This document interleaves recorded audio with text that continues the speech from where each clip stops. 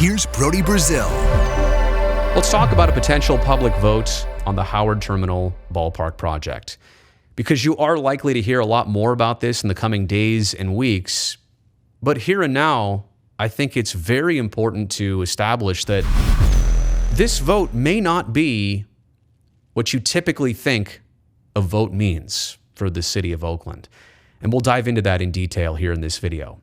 First, let's talk about the two different types of votes that would be out there. Number one is a referendum vote. That's a situation where the public makes the ultimate yes or no decision on a project, just like this. Hypothetically, on the November ballot, Howard Terminal could be on there, and the public would have the final say on the project. Now, that has been lightly talked about here and there over prior months, but I don't think the Oakland City Council is taking that idea serious at all right now. What is being discussed seriously is an advisory vote. Now, that's a situation where public input is determined by taking an official vote, but it's not a binding vote. Essentially, the public doesn't make the decision. They give a temperature check to the Oakland City Council, who would then make their decision, I guess, with the public's opinion included.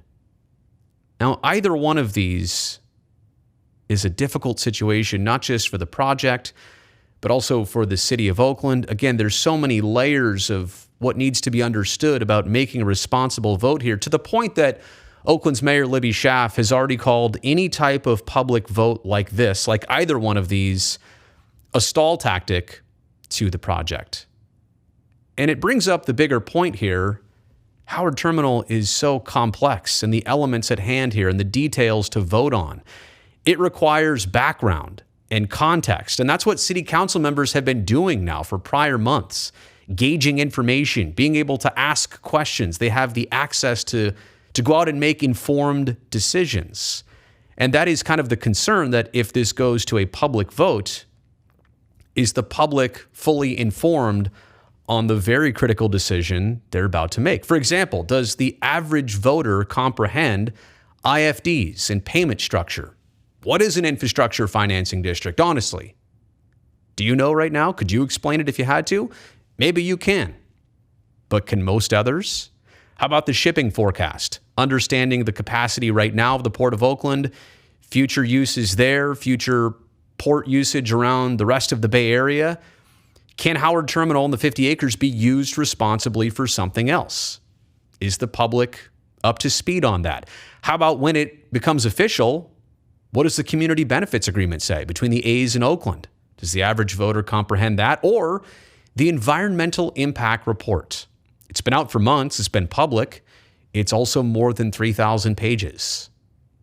How many pages on average do you think a voter has read before they make their decision on this?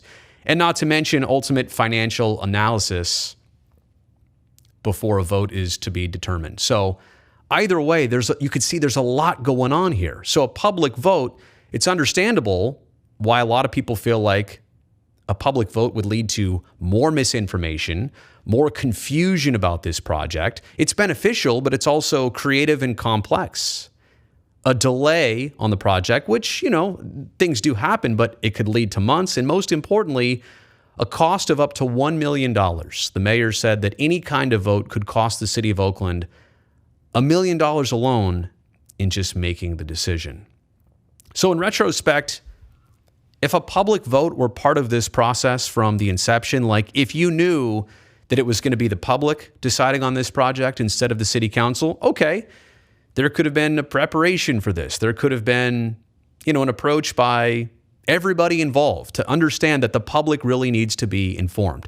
The current outlook would be different about a vote if this was always the way it was lined up. But it has not been that way. It was always assumed that city council would make this decision, and they still might. But the fact that they're discussing anybody else having a hand in this process is a bit different than we understood it from the start. There's also a thought out there that Oakland already voted on this. Oakland elected its city council. They're in charge to make responsible, educated, and difficult decisions that have all these different layers. This is not a simple, yes or no on a proposition. This is not a simple elect person A or person B.